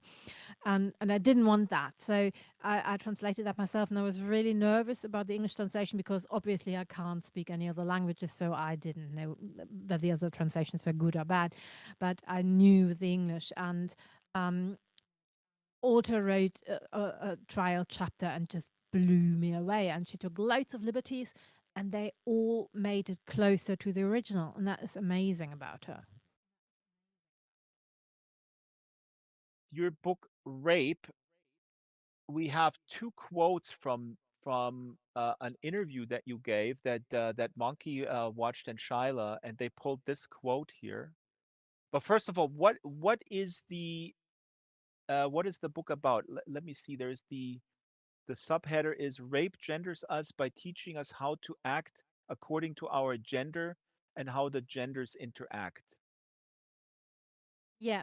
So the thing is, when we talk about rape, God, how long have we got? So immediately know there are two genders, so victims and perpetrators. So we immediately imagine victims to be female, perpetrators to be male, even though we know that people who, trans people are a lot more likely to encounter some kind of sexual violence in their life than cis people. We don't talk about any other, so we are more binary when we talk about rape in the media than in any other case. And also, we start reproducing gender roles that we wouldn't in any other context. So women become incredibly passive, men become incredibly active and aggressive, and we immediately say, "Oh yeah, penises are weapons." And so if I had to fight a duel and anybody said, "Oh, what's your choice of weapon? Pistol, sword, penis?" I wouldn't pick the penis. But everybody says, "Yeah, sure, a penis is a weapon." And I wanted to find out about that. And it was, for me, kind of shocking that until 1997 in Germany, you could only be a rapist when you were male, and you could only be a rape victim when you were female, Mm. de jure, by law. So, Wow, that's uh, amazing. yeah, yeah, yeah. So you had to have a vagina, and somebody had to penetrate you with their penis forcefully. And they were only if they were not married to you. That was the legal definition. If you had a vagina at that time, legally you were a woman, and a penis, legally you were a man. And that was changed, and so different sexual acts became part of the legislation, and so rape in marriage became part of that. But also they defined victims and perpetrators gender neutral for the first time. I think America, no, and I definitely know that England followed in 2003. So it's really not that long ago. So for a very, very long time, you could only be a rape victim if you were female. And also not all females. So we define quite a lot of people out of that category. So black people couldn't be raped because they were up for it any time. Brown people most of the time couldn't be raped either. Poor people. So it was a very short, a very very small slice of the population that were considered as being rapeable. And that were believed when they went to the police and all that. And I wanted to find out, why do we talk about it in that way? Is that helpful? And or is this making the problem worse? I also want to know why we said to victims, "Oh, you can. This is the end of your life. I'm so sorry for you." And it absolutely, trauma can be chronic and awful, and we've got to take that seriously. But also, it doesn't help with healing if you tell them this is the end of your life. And if you're healing, then maybe it wasn't so bad. Maybe it wasn't a rape. And so Mm. quite a lot of people have written to me after my book came out. They said they had a bad conscience because after a while they felt better, and that was kind of, there wasn't any cultural script for it. Like they said, oh, the crime wasn't the problem. And no other crime makes you do that. So if my car gets stolen, I don't have to cry all the time to prove that was a really Right. nice car.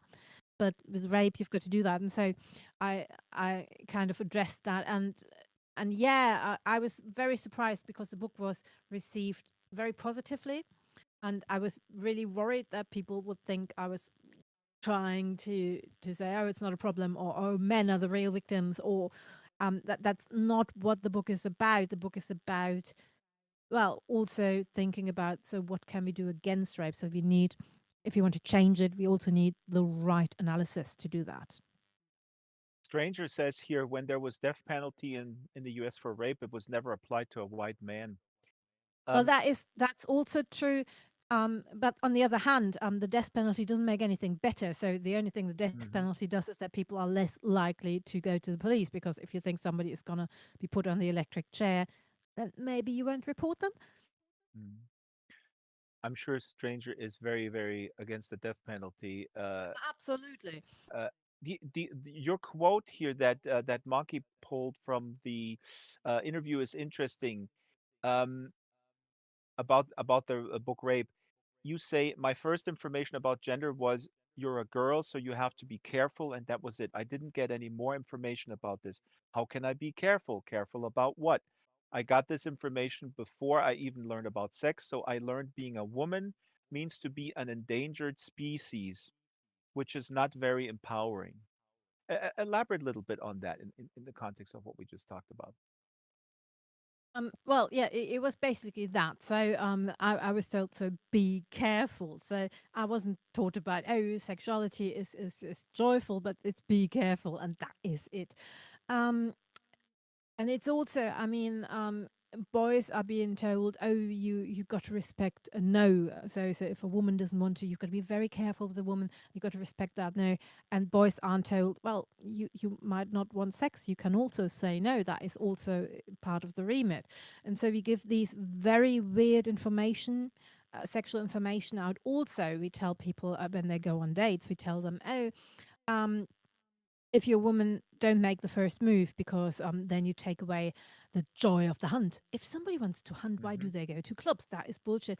And there's the 3 day rule. You all know the 3 day rule. So if you had sex with someone, don't call them for 3 days, else he'll think you enjoyed it too much. So obviously, men only want to have sex with women who don't want them. That is bullshit information. So we get all this information to act in a way as if you're not interested in sex as women, and on the other hand, and it's a very binary information. So men get the information, you've got to make the first step, and you've got to make well, you've got to at least do it 3 times, because if she says no, she only says no because she doesn't want to to appear like a slut. And so people are told to lie, and they're told to well, transgress borders in a way, and then suddenly when they're in bed, they're expected to communicate clearly and lucidly and truly about their sexual wishes and desires. Wow. And I Hmm. mean, most sexual encounters are consensual, so well done us. But it's not what society tells us. Really, society makes it really hard for us. And so, if anything goes wrong, we haven't got a repertoire how to deal with that. So we haven't got a repertoire how to talk about consent. So everybody wants consent, but we don't know how to create consent. And I'm addressing that in my book as well. And the other quote here is about, I'm just going to throw this out. Uh, this is also interesting because there's a comeback of that as well. If in case people thought this is not being used anymore, you say fat women are not believed when they go to the police and they report a crime to an absolute incredible extent. This is the idea. Who would want to rape you anyway? I mean, this is stuff that comes up time and again today in 2023. So No, I'm that looking. was, yeah. I was looking at police statistics, and I was looking at people evaluating them. I didn't. That wasn't just uh, something that I felt. It was actually something I got from statistics, and yeah, that's a massive problem. And in America, you can see that black women are take. I think if a white woman reports a rape, she's 9 times more likely to be believed than a black woman, and the Latinas are, I think, 6 times less. So it's crazy. It's absolutely crazy. we have to keep we have to wrap it up Let's not wrap it because up as right. Let's wrap it up with something no, friendly. I no, I could go forever, but our team also we have a little team here, and they all enjoy this a lot. But some of them have to eat or they will collapse, and then and then Second Life will have to close down. Uh, no, but seriously, let me look at the slide here. Oh yeah, here we go. Complete 180. Here is a quote from the book. In Islam, there's a marketplace in paradise, Saraswati continued, where you can pick up and choose the form you want to take that day. And well, for now, I chose this one. Saraswati talking about, you know, pretending to be an Indian woman. Every Second Lifer knows that this marketplace exists. It's called the Second Life Marketplace, and you can pick up something and you can change I your chose form. this form. You chose Kali, and I chose a dude with dreadlocks and a darker skin. And here, then, to close So this that out, means we're all Muslims. well, the question is having an avatar, and let's let the audience please pan over our audience here, the camera. We have a bug-eyed monster, we have Fluffy here, we have a tiny little cat who brought her own wonderful chair.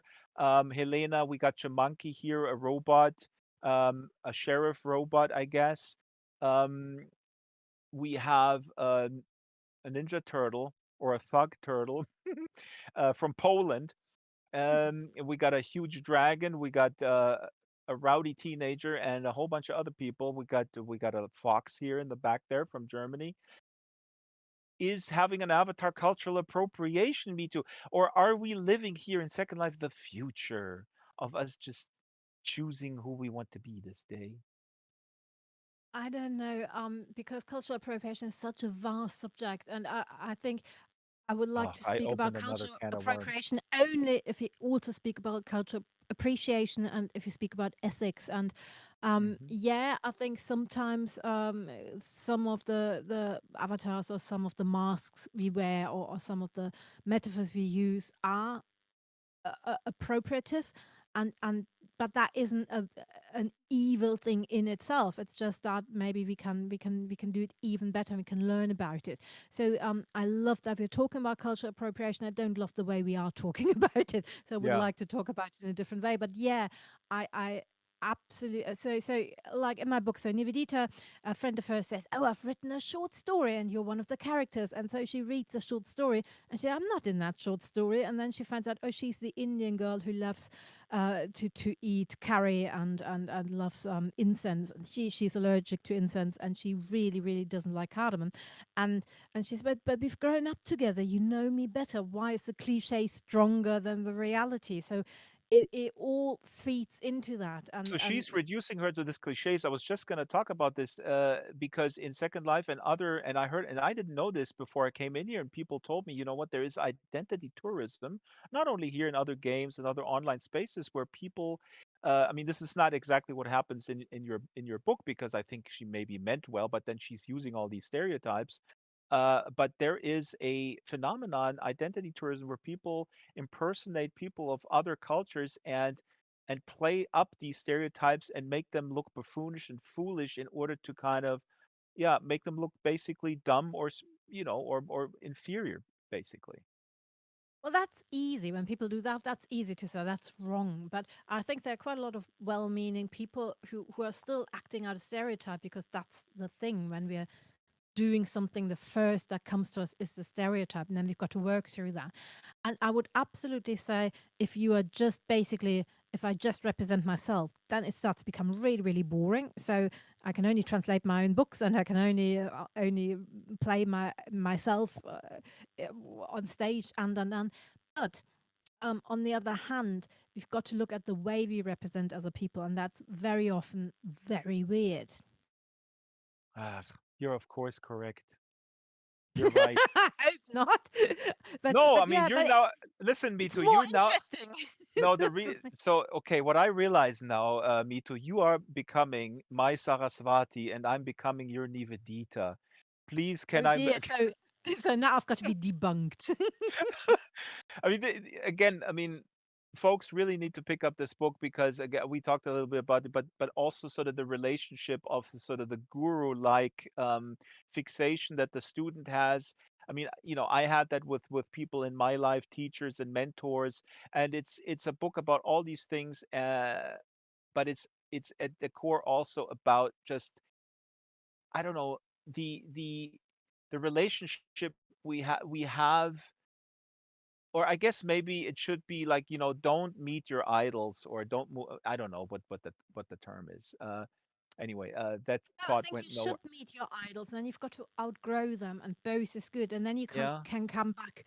Can I ask you one last Well, I was question? a big Frank Zappa fan and I'm still a big Frank Zappa fan, but Zappa was not a good father. Anyway, yeah, ask me the question, please. Oh yeah, there are many. So I've got this kind of green pie in my hand. What is that? I'm not an expert in Hinduism. I think that's some sort of soup maybe. Or maybe that's oh yeah, oh this green pie. What is that? Is that mint sauce? I I love mint sauce. So yeah, let's say it's mint sauce.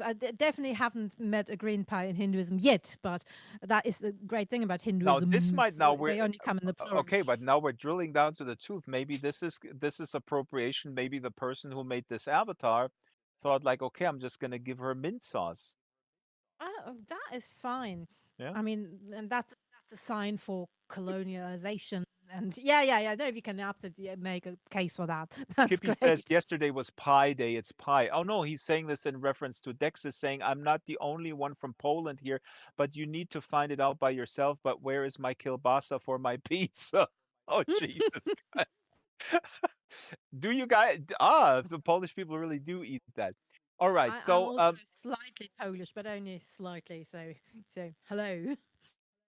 that's another. I could go on and on forever because, of course, the background. I mean, your own background that is reflected in Nivedita's. It's brilliant because the poor Polish people they don't get represented in her. I guess. No, because everybody who asks her where you from, they don't want to hear from Poland. Then no. Where Yeah. you really from? It Very was. important in closing. You have. Oh, sorry. No, go ahead. I just want to say thank you so much for inviting me here. This is amazing. I can live my dream being an eight-armed goddess for the first and probably only time in my life. You can walk around and talk to people and maybe they will follow you and you become their guru. You have a big I really enjoyed also the recommended reading list in the back and I was really psyched that Gustav Landauer is mentioned however briefly. Gustav Landauer, I just put up the slide here, is a very important person. I mean to me the kind of ideas that he had. He was murdered in 1919 in a Munich prison here in Republic, yeah. Munich. That's right, and he was one of those thinkers who, if he would have lived, I mean, he had a conception of his sort of I don't know if you call it libertarian socialism or whatever you want to call it, I all would these call it labels. anarchism. That's probably what he would call it as well. Yeah, And absolutely, it's and not what we think of when we think of anarchism, but yeah. yeah, no. I mean that anarchism is really does fit, but it's interesting that his conception of socialism to me is brilliant. He is critiquing the state in a way that at the time, and I'm not a specialist on this. I'm just a huge Gustav Landauer fan, where he Oh, me was a too. socialist, including a critique of the socialist state apparatus, and he foresaw certain things that would go down not so well. The other person that is important in your book is Gayatri Chakravarti Spivak, yeah. Chakravorty Spivak. Also, I think she you put her into Saraswati a little bit, I guess. Absolutely. I mean, Scholar. she's a diva like Sarasvati in the best possible sense. She is amazing. And that's it. And thank you again. And I'm so glad I didn't have to tell the story in the game that we didn't. We played it a little bit. I prepared a game called Cancel or Not. Here we come. You get Yeah, it? I would probably always say not, not. Cancel or not? Because and the people who were on the chopping block we had her before was Hannah Arendt, J.K. Rowling, but also this person, my dad. Now, if for the premium members of this program, we don't have premium membership, but that would be funny if you are a premium member, then I'll tell you why my dad should not be canceled. We didn't define the word shitstorm per se. We didn't define the word wokeness. You have to figure this out yourself. You also have to read this book to find out the hurt that is caused um, by parents sometimes, or by just mere just growing up, and that is not resolved. That's the relationship between Raji and Saraswati, the siblings, which really drives a lot. Here's a little quote at the end. um, Raji, the brother, says, "You really do believe all people are good, but really you mean you first and foremost." And Saraswati answers, "No, you really believe all people are victims, but really you mean you first and foremost." Um, Again, congratulations to a fantastic book. And let me just go through the credit slides. Oh, we didn't even mention Harper. My wife wanted me to mention Harper. Ah, well, we'll do this next time. Harper Lee. Which Harper? No, Oh, Harper. The term. This is a term Harper. Yeah, in sorry, Hawaii. sorry. Yeah, yeah, My yeah. wife grew up Obviously. with that term. Yeah. Sorry, I just yeah, that is amazing. That's a lovely term. There is a article on the NPR website who gets to be Harper. So this is also new to me. Again, fascinating where a book of fiction can put together so many ideas, wrap them in a story to live with us much longer. And again, this is not to diminish the work that journalism does, or documentary or whatever, but I'm just continuously amazed as a connoisseur of the novel. No, Um, stories do something to us. I think they they absolutely, are the software we work on, and so yeah, yeah. human beings need stories. We're story animals. So important. Every once in a while, I bump into good friend of mine who says, "Oh, I don't have time to read fiction. I read these are very informed people. I read academic abstracts and the newspaper and political magazines, and that's all very valid. But sometimes you Part of the find time, people, that's also fiction. yeah, yeah. Now, the Second Life Book Club established April 8th, 2020. We're almost 3 years doing this here. Amazing. We'll do something cool for the anniversary. I don't know what yet, but we'll see. The show is produced by myself, camera and sound by Isabel Sharon. Thank you, Isabel. Avatars are made by Bespoke Caravan, and this one was actually found by the CEO of Bespoke, Mud. Research is done by Shyla and Monkey. The location is always second.live/book club. And then I put a teleporter to the venue where we are, so you will always find it. Draxtor.com/SL book club is the website where you can find the calendar. We book way in advance. And that's it. Every Wednesday, 12 o'clock Second Lifetime. Again, the sponsors of the show, Bespoke Caravan, makers of fantastical avatars. Really, really amazing. I profiled Mud and Jenna Malfi. They're out of Long Beach in a piece called Avatars Made in SL. You can see a little bit behind the scenes. It's a wonderful project that they're doing. And Mud throws us some money where we can buy avatars and buy little props. Wonderful. Thank you. The other sponsor is Arden Schwartzman. I don't know if he's still in the audience, but Arden is an amazing creator, and his stuff. It's hilarious. He makes avatars. He makes complex devices, but he also makes board games that are playable.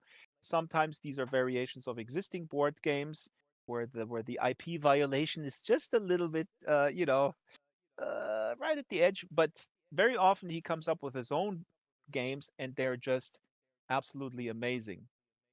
Next week, we have two people from the Parliament House, which is a independent publisher of science fiction and horror. E.M. Wright and Nicole Wilson are back, and we're going to talk about the creative life of independently published people, authors, and self-published. And we're talking a little bit about the good, the bad, and the ugly of um, well, choosing to be a to be a freelancer, I guess.